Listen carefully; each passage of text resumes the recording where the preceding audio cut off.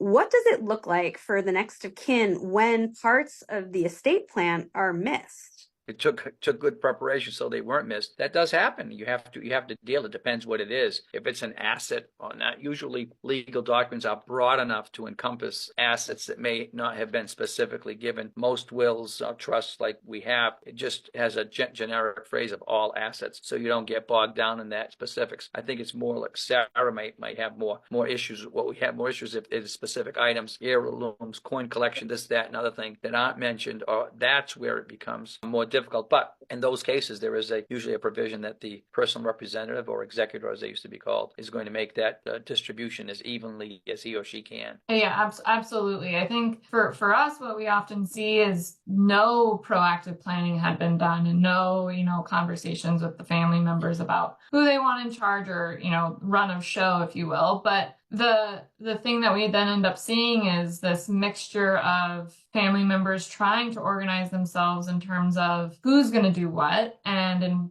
how, and what kind of commitment does that look like from everybody. Everyone typically has other things going on in their lives too. And that can bubble up tension amongst relationships, but then also, timelines is how quickly do things need to close out, or do we need to get out of the house? And then what does that look like for everyone pulling together? Is one person doing the work? Which, that can create some interpersonal friction that is on top of stuff that might already be there. Or even for really healthy families and family relationships, it can kind of percolate new issues on top of, this grieving process. And so, when there is kind of this clear roadmap for people, it really opens up the opportunity for your loved ones to go through this major milestone with more grace and honoring the love, you or whoever has passed, really honoring that process and being able to grieve through it. And so that's one thing we try to help families with, is that roadmap of what's been left behind physically. And there's often a lot of emotional attachment to that. And especially when things whittle down to things that are seemingly insignificant, when it's the last thing, in the house of mom and dad's that they've been there for 50 years, it becomes really hard to